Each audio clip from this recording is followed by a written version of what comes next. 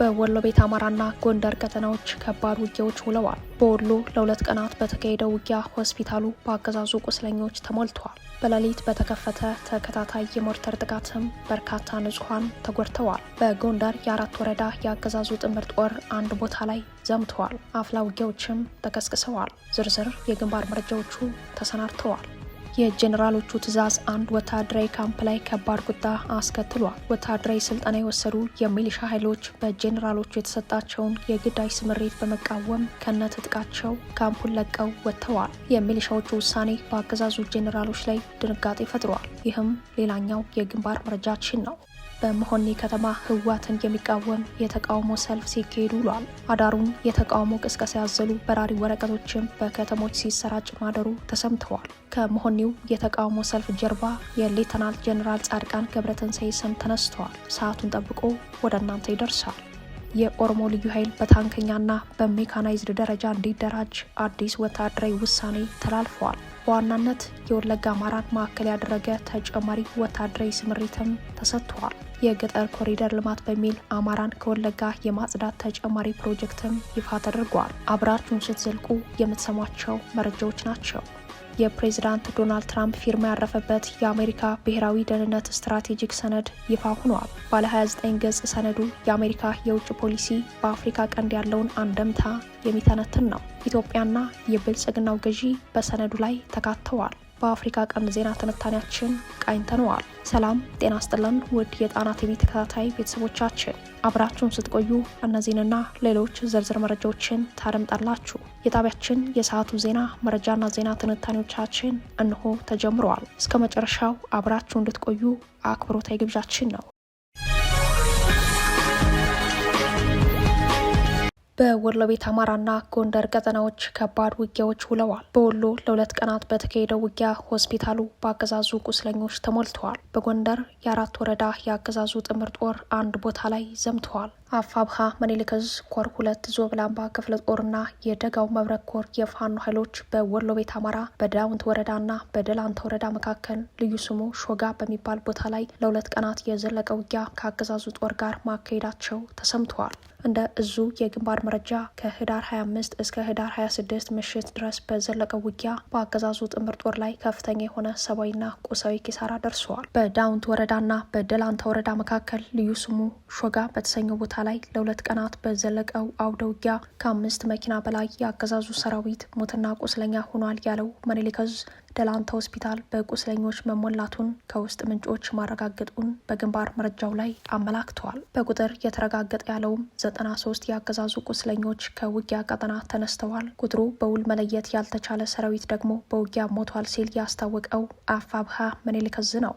አክሎም ከ93 መካከል 41ዱ ቦርድ የወጡና በደላንታ ሆስፒታል ውስጥ ለከፍተኛ ሕክምና ከካምፕ ተነስተው የገቡ መሆናቸውን ገልጸዋል። ለሁለት ቀናት በፈጀው አውደ ውጊያ የአገዛዙ ጦር ሞርተርና ዙ23ን እንደ እጅ በእጅ የክላሽ መሳሪያ ያክል የተጠቀመ መሆኑን ተከትሎ በዳውንት ወረዳ ውስጥ የደረሱ ሰብሎችን በሚሰበስቡ አርሶ አደሮች ላይ ጉዳት መድረሱን፣ በተለይም በጉዞ ላይ የነበሩ አንዲት መነኩሴና 2 አርሶ አደሮች በድምሩ የ3 ንጹሐን ሕይወት መቅጠፉን አፋብሃ ምኒልክ ዕዝ ገልጿል። የጣቢያችን የግንባር ዘጋቢ በጉዳዩ ላይ ባደረገው ተጨማሪ ማጣራት ሌሎች ቁስለኛ የሆኑ ንጹሐን መኖራቸውንም አረጋግጧል።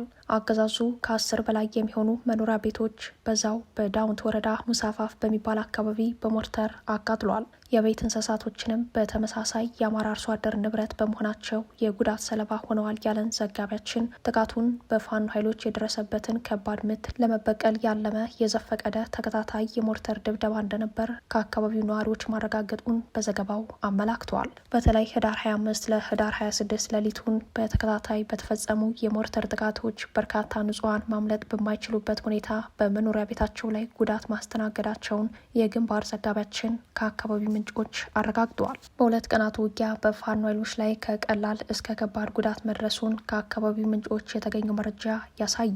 በሌላ የግንባር መረጃችንም በጎንደር ላይ ጋይንት ዛጎች ከተማ ከ4 ወረዳዎች የተውጣጣ የአገዛዙ ጥምር ጦርና የመከላከያ ኃይል ወደ ከተማዋ ለመግባት ውጊያ መክፈቱ ተሰምተዋል። ትናንት ህዳር 26 ቀን የጀመረው ውጊያ አዳሩን ቀዝቀዝ ብሎ የነበረ ቢሆንም ዛሬ ንጋት ህዳር 27 ቀን እንደተቀሰቀሰ ከግንባር የተገኘው መረጃ ያሳያል። ዛጎች ከተማ ከተማ በላይ ጋይንት ወረዳ ስር የምትገኝ የፋኖ ኃይሎች ነጻ ቀጠና ስትሆን ከአንድ ወር በፊት ንጹሐንን ሰለባ ያደረገ የድሮን ጥቃት ማስተናገዷ ይታወሳል። በተደጋጋሚ የማጥቃት ሙከራ ያልተሳካለት አገዛዙ ከትናንት ጀምሮ ከ4 ወረዳዎች የተውጣጣ ጥምር ጦሩን በመያዝ በተለይም በሀገረ ገነት በኩል ያስገባ ቢሆንም በፋኖ ኃይሎች መልሶ ማጥቃት ውጊያ እንደቀጠለ መሆኑ በዚህ አውደ ውጊያ የደረሰው ሰብአዊ ኪሳራ በዝርዝር ማወቅ እንዳልተቻለ ከግንባር የወጡ መረጃዎች ያሳያሉ። በመሆኒ ከተማ ህወሓትን የሚቃወም የተቃውሞ ሰልፍ ሲካሄድ ውሏል። አዳሩን የተቃውሞ ቅስቀሳ ያዘሉ በራሪ ወረቀቶችም በከተሞች ሲሰራጩ ማደሩ ተሰምተዋል። ራሱን የትግራይ ሰላም ኃይሎች ብሎ የሚጠራው ቡድን እንዳሰራጨው የሚታመን የትግል ቅስቀሳ ያዘሉ በራሪ ወረቀቶች በራያና በትግራይ ከተሞች ተሰራጭቶ ማደሩ የተሰማ ሲሆን ከወደ ማይጨው መንገዶችን የመዝጋት እንቅስቃሴ ሙከራዎች እንደነበሩ ተጠቁመዋል። ዛሬ ህዳር 27 ቀን ከማለዳ ጀምሮ የመሆኒ ከተማ ነዋሪዎች አደባባይ በመውጣት ህወሓትን የሚያወግዝ ሰላማዊ ሰልፍ ማካሄዳቸው ታውቋል። ሰልፉ ከመካሄዱ ከአንድ ቀን ቀደም ብሎ የትግል ቅስቀሳ በራሪ ወረቀቶች ከተሰራጨባቸው የራያ ከተሞች አንዷ መሆኒ እንደነበረች የሚገልጹት የጉዳዩ ተከታታዮች ምናልባትም ይህ እንቅስቃሴ በጀኔራል ጻድቃን የሚመራው የለውጥ ኃይሎች እንቅስቃሴ የሚመራው ሳይሆን አይቀርም ሲሉ ጠቁመዋል። ዛሬ ከማለዳ ጀምሮ በተካሄደው የመሆኒ ከተማ ሰልፍ ላይ የተሰማው የተቃውሞ ድምጽ በኢንቨስትመንት ስም በመሬታቸው ላይ የሚፈጸመውን ወረራ በሰፊው የሚቃወም እንደነበር መረጃዎች ያሳያሉ። ይህም አርሶ አደሩን በሰፊው ወደ ትግል ለማስገባት የተቀየሰ ስልት ሊሆን እንደሚችል ተገምተዋል። ከራያ ከተሞች አንዷ የሆነችው መሆኒ ከተማ የጌታቸው ረዳና ጻድቃን ገብረተንሳይ እንዲሁም የትግራይ ሰላም ኃይሎች ስውር አደረጃጀት ከፈጠሩባቸው አካባቢዎች አንዷ መሆኗ ይነገራል። በመሆኒ ከተማ የታጠቁ የአካባቢው የሚሊሻ አባላትና ወጣቶች የተካተቱበት አህመድ መሆኒ የሚል ስም የተሰጠው አደረጃጀት እንዳለ የሚጠቁሙት ምንጮች ከወራት በፊት በዚሁ ከተማ የተኩስ ልውውጥ ተነስቶ ከህወሓት ታጣቂዎች በኩል የአዛዡ አጃቢ መገደሉና ሌሎች ከ5 በላይ የህወሓት ታጣቂዎች መቁሰላቸውን አስታውሰዋል። የዛሬውን የተቃውሞ ሰልፍ ያደራጀው ይኸው አህመድ መሆኒ የሚባለው አደረጃጀት ከነጌታቸው ረዳና ጻድቃን ጋር በመናበብ ሊሆን እንደሚችልም ተጠቁመዋል። ይህ አደረጃጀት ራያ የትግራይ ነው ብሎ የሚያምን ነገር ግን ከደብረ ጽዮን ቡድን ጋር ግጭት ውስጥ የገባ ከትግራይ ሰላም ኃይሎችና አዲስ አበባ ካሉት ከነጻድቃን ጋር የሚገናኝ የከተማ አደረጃጀት እንደሆነ የጣቢያችን መረጃ ምንጮች ጠቁመዋል። በዛሬው ዕለት የተቃውሞ ሰልፍ የተካሄደባት መሆኒ ከተማ የራያ ግዛት አካል ስትሆን በቀደመው ጊዜ በወሎ ጠቅላይ ግዛት ስር እንደነበረች የታሪክ ማስረጃዎች ያመላክታሉ። በራያ ውስጥ ከሚገኙ ከተሞች አንዷ የሆነችው መሆኒ በዙሪያዋ የሚገኘው መሬት በጣም ለም ሲሆን ለእርሻም እጅግ ተስማሚ እንደሆነ ይነገርለታል።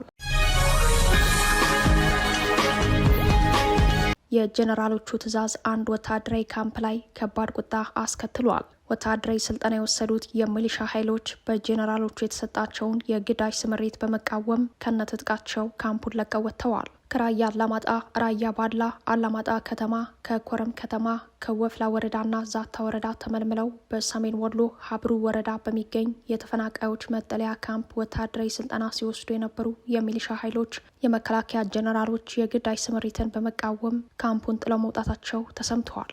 በጃራ ወታደራዊ ካምፕ ላይ ስልጠና ወስደው በካምፕ የተቀመጡትና ከነሙሉ ትጥቃቸው ካምፑን ጥለው የወጡ እነዚህ ሚሊሻዎች ከሰሞኑ ከመከላከያ ጄኔራሎች ጋር ያደረጉት ስብሰባን ተከትሎ የግዳጅ ስምሪትን በተመለከተ የተላለፈውን ውሳኔ መቃወማቸውን ለጉዳዩ የቀረቡ ምንጮች ጠቁመዋል። የመከላከያ ጄኔራሎች በጃራ የሚገኙ የሚሊሻ ኃይሎችን አፋር ከሚገኘው የትግራይ የሰላም ኃይሎች ጋር ወታደራዊ ጥምረት በመፍጠር ከህወሓት ጋር እንዲዋጉ ትዕዛዝ መስጠታቸውን ተከትሎ ሚሊሻዎቹ ተቃውመዋል። የተቃወሙት የትግራይ የሰላም ኃይሎችም ሆኑ ህወሓት በራያ አማራ የማንነት ጥያቄ ላይ የስልጣን እንጂ የዓላማ ልዩነት ስለሌላቸው ሁለቱንም እኩል የሚታገሏቸው መሆናቸውን በመግለጽ ነው። የመከላከያ ጄኔራሎቹ ግን ከአገዛዙ የተላለፈላቸውን ውሳኔና ትዕዛዝ የማይሽሩ ሆነው ታይተዋል። በዚህ ምክንያት ለጊዜው ቁጥራቸው በውል ያልታወቁ የሚሊሻ ኃይሎች የጄኔራሎችን የግዳጅ ስምሪት ትዕዛዝ በመቃወም ወታደራዊ ካምፑን ለቀው መውጣታቸው በግንባር ወታደራዊ መረጃ ላይ ተመላክተዋል። በሌላ በኩል በሸዋሮቢት ቀጠና በርካታ ቁጥር ያላቸው የአድማ ብተና አባላት ካምፑን ለቀው ወደ ፋኖ መቀላቀላቸው ተሰምተዋል። የአድማ ብተና አባላቱ የቡድን መሳሪያዎችን ጭምር በመያዝ ነው ወደ ፋኖ የተቀላቀሉት። በውጊያ ሜዳው የስርዓት ወንበር ጠባቂ ሰራዊት ሞትና ቁስለኛ በመሆን ኪሳራው ጨምረዋል። በዱር ቤቴ ከሁለት አቅጣጫ በተንቀሳቀሰ የአገዛዙ ኃይል ላይ ሰብአዊና ወታደራዊ ኪሳራ ደርሰዋል። በባህር ዳርና ዳንግላ አማካይ አቅራቢያ በተካሄደ ውጊያ የብልጽግና ሰራዊት ከባድ ውርደት ገጥሞታል። አባይ ዳር በሚገኙ አካባቢዎች ከወተት አባይና ከገርጨጫ አካባቢ በሁለት ዙር ኃይል ቢያስገባም የፋኖ ኃይሎች በሰጡት የአጸፋ ምላሽ አንድ የሬጅመንት አዛዥ ጉዳት ደርሶበታል። በጎንደር ዙሪያ ማክሰኝት ከተማ ወደ አዲስ ዘመን ባለው መስመር የተንቀሳቀሰው ወታደራዊ ፓትሮልም ተጠቅተዋል። በአማራ ክልል በፋኖ ኃይሎችና በአገዛዙ ጦር መካከል የሚካሄዱ ውጊያዎች ተጠናክረው እንደቀጠሉ ነው። የኦሮሞ ልዩ ኃይል በታንከኛና በሜካናይዝድ ደረጃ እንዲደራጅ አዲስ ወታደራዊ ውሳኔ ተላልፈዋል። በዋናነት የወለጋ አማራን ማዕከል ያደረገ ተጨማሪ ወታደራዊ ስምሪትም ተሰጥቷል። የገጠር ኮሪደር ልማት በሚል አማራን ከወለጋ የማጽዳት ተጨማሪ ፕሮጀክትም ይፋ ተደርጓል። የኦህዴድ ብልጽግና ገዢዎች በሰማዕታት ደም የተገነባውን የአማራ ልዩ ኃይል አፍርሰው የኦሮሞ ልዩ ኃይልን ለመከላከያ ትይዩ ኃይል አድርገው ለመገንባት በሚያደርጉት ሂደት ላይ አዲስ ወታደራዊ ውሳኔ ማሳለፋቸው ተሰምተዋል። ውሳኔው የተላለፈው በኦሮሚያ ክልላዊ መንግስት በኩል ሲሆን የውሳኔው ይዘትም የክልሉ ልዩ ኃይል ወታደራዊ አደረጃጀቱ በታንከኛና ብረት ለበስ እንዲሁም በሜካናይዝድ ደረጃ መልሶ እንዲዋቀር የሚል ነው። በሌላ በኩል በወለጋ አማራን ትጥቅ የማስፈታቱ ዘመቻ በአዲስ መልክ ተጠናክሯል። የወለጋ አማራዎች ራሳቸውን መጠበቂያ በህጋዊ መንገድ የታጠቁትን ትጥቅ ለማስፈታት የቀጠለው ዘመቻ ወደ ወታደራዊ ማጥቃት ተሸጋግሮ ባልተመጣጠነ ኃይልም ቢሆን የአማራ ተወላጆች ራሳቸውን ለመከላከል ጥረት ማድረጋቸው እንደቀጠለ ነው። ይህንን ተከትሎ በአካባቢው አገዛዙ ጥምር ጦር ብሎ የሚጠራው ከመከላከያ ኃይል ጎን የሚሰለፍ የክልሉ የተለያየ የጸጥታ ኃይል ለውጊያ ከመሰለፉ ባሻገር በዘመቻው ሂደት የአማራ ተወላጆችን ሀብት ንብረት የመዝረፍና ማውደም ተልዕኮ የወሰደ የዘመቻው አካል የሆነ ኃይል መሰማራቱ ታውቋል። በተለይም የደረሱ ሰብሎችን ከማሳ መዝረፍና ማቃጠል፣ በቤት ውስጥ የሚገኙ ተንቀሳቃሽ ንብረቶችን መዝረፍ፣ ካልተቻለም ማቃጠል የወታደራዊ ዘመቻው አካል ሆኖ እንደቀጠለ ስለመሆኑ ከወለጋ አማራዎች የተገኘው መረጃ ያሳያል። ዓላማው ህጋዊ ትጥቅን ከማስወረድ ባሻገር የዘር ማጽዳት ወንጀል ነው የሚሉት የወለጋ አማራዎች ሞታችን እንኳን ዘጋቢ አጥቷል ሲሉ ዓለም ፊቱ እንዳዞረባቸው በምሬት ተናግረዋል። የአካባቢው ተባባሪ ዘጋቢዎቻችን እንዳደረሱን መረጃ በምስራቅ ወለጋ ሆሮ ጉዱሩ ወለጋ በሚገኙ ዞኖች በሁሉም አካባቢዎች በተለይም ከጉተን መንደር 1 እስከ መንደር 25 ድረስ የረጴ ወላ ወታደራዊ ስልጠና ለዚሁ ዓላማ በስፋት እየተሰጠ መሆኑን ገልጸዋል። ከዘመቻው ጎን ለጎን በመሰጠት ላይ ያለውን ወታደራዊ ስልጠና እየሰጠ የሚገኘው የመከላከያ ኃይሉ ሲሆን ስልጠናው ከተጠናቀቀ በኋላ ትጥቅና መሳሪያውን የሚያገኘው በአካባቢው የሚኖረውን አማራ ትጥቅ በማስፈታት ነው ተብሏል። የኦህዴድ ብልጽግና ገዢዎች መደበኛና መደበኛ ባልሆኑ የጸጥታ መዋቅራቸውን በማጠናከር ወታደራዊ አገዛዝ በመፍጠር ሂደት ላይ ሲሆኑ ሁለቱም አደረጃጀቶች ፖለቲካዊ ተልዕኳቸው በማጥፋትና ማጥቃት ላይ ያተኮረ መሆኑ የአማራ ተወላጆችን ለከፋ ጥቃት ተጋላጭ አድርጓቸው ቀጥሏል። በሌላ በኩል በምስራቅ ወለጋ ከቱሉ ጋና በርካታ ወታደራዊ ኃይል የቡድን መሳሪያዎችን ታጥቆ ወደ ውባንጪና መንደር 19 አካባቢ እንደገባ ወታደራዊ ምንጮች ጠቁመዋል። በወለጋ እንዲህ ባለ መልኩ ከቀጠለው የጥቃት ስልት በተጨማሪ በአይነቱ የተለየ አማራን የማፈናቀል የጥፋት ፕሮጀክትም ይፋ ሆኗል። ፕሮጀክቱ በምስራቅ ወለጋ ኪረም ወረዳ ሀሮ አዲስ ዓለም በተባሉ አካባቢዎች መተግበር ጀምረዋል። ከዚህ ቀደም በጅምላ በመጨፍጨፍ የዘር ማጽዳት ሲፈጽም የቆየው ኦህዴድ አሁን ደግሞ ስልቱን ቀይሯል። አዲሱ ስልት በገጠር የኮሪደር ልማት ስም አማራን ማፈናቀል የሚል አደገኛ የጥፋት ፕሮጀክት ነው። በፕሮጀክቱ ቀዳሚ እርምጃ 200 የሚደርሱ የአማራ ቤቶች ፈርሰዋል። በአዲስ አበባ እንደ ትልቅ ፕሮጀክት የተያዘው ኮሪደር ልማት ወለጋም ላይ ማንነት ተኮር ማፈናቀያ ስልት ሆኖ የአማራን መከራ አብዝቶታል። በተመሳሳይ መረጃ በዚያው በወለጋ ግዛት ጊዳያና ወረዳ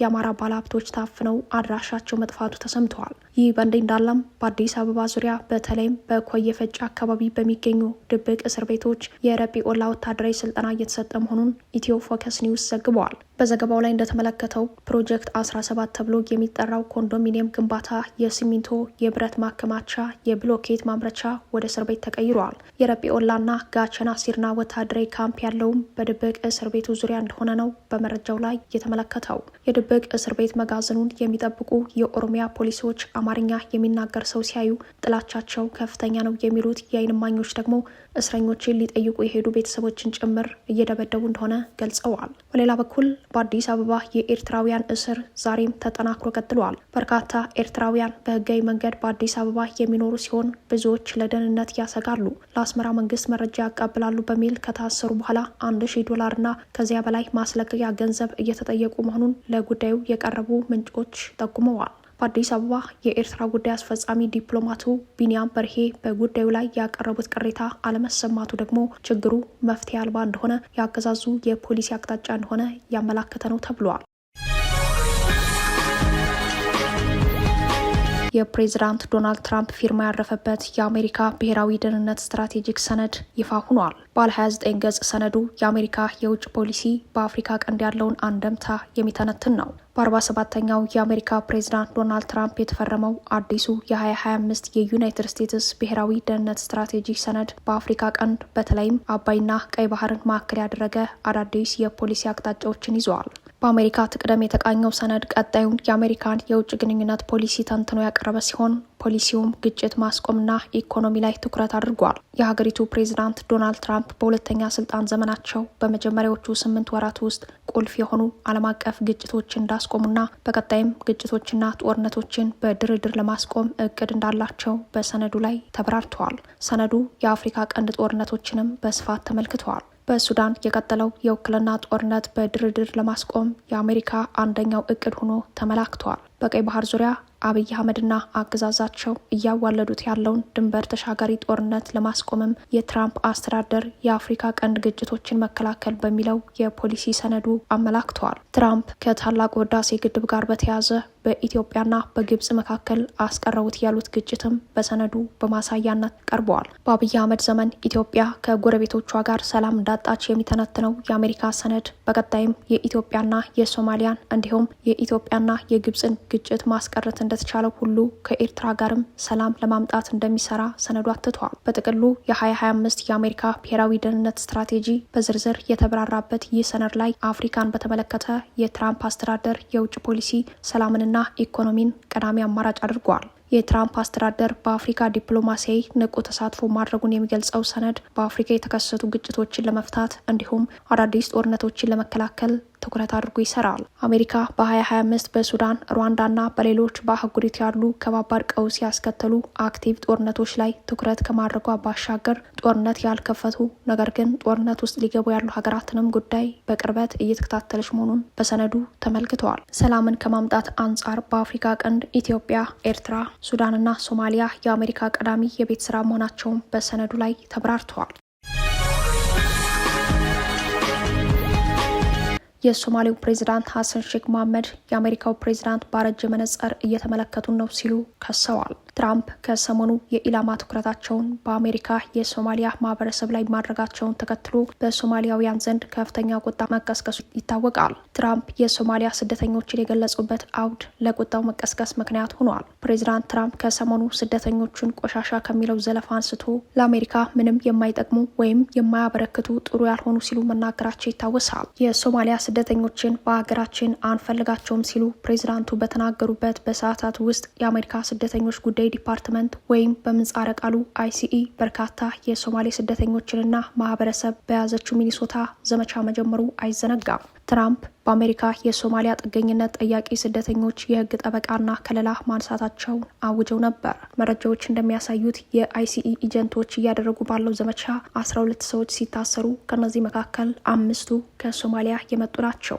በቀጣይ ቀናት በመቶዎች ከፍ ሲልም በሺዎች የሶማሌ ስደተኞች ኢላማ እንደሚደረጉም ተገምተዋል። ዘመቻው ከሶማሊያ ስደተኞች በላይ በሌሎች የአፍሪካ ሀገራት ዜጎች ላይ ከፍተኛ ስጋት የፈጠረ ሆኗል። የትራምፕ ንግግሮችን በዝምታ ስታልፍ የነበረችው ሞቃዲሾ በመጨረሻም ዝምታዋን ሰብራለች። የአገሪቱ ጠቅላይ ሚኒስተር የትራምፕ ንግግር በዝምታ ማለፍ የተሻለ መልስ ነው ቢሉም ፕሬዚዳንት ሀሰን ሼክ መሐመድ ግን ትራምፕ ባረጀ መነጽር እየተመለከቱን ነው ሲሉ ቁጣቸውን አስረድተዋል። ፕሬዚዳንቱ ምላሽ የሰጡት ትራምፕ ሶማሊያ መንግስት አልባ ሀገር አድርገው ላቀረቡበት ንግግር ነው። በሞቃዲሾ በተዘጋጀ አንድ ፎረም ላይ የተናገሩት ፕሬዚዳንቱ ትራምፕን በስም ሳይገልጹ አንዳንድ የውጭ ኃይሎች አሁንም ድረስ ሶማሊያን የሚያዩበት መነጽር ያረጀ ነው ብለዋል። ያለፈውን ታሪክና ሁኔታ ላይ ተጣብቀው ቀርተዋል፣ የአሁኗን ሶማሊያ እያዩ አይደሉም ብለዋል። ትራምፕ በማህበራዊ ገጻቸው በዚህ መልኩ ሶማሊያን ቢያብጠለጥሉም በሞቃዲሾ ያለው የአሜሪካ ኤምባሲ በጉዳዩ በይፋ ያለው ነገር የለም። አሜሪካ ከወራቶች በፊት ያቀዘቀዘችውን በሶማሊያ የምታደርገውን የጸረ ሽብር ዘመቻ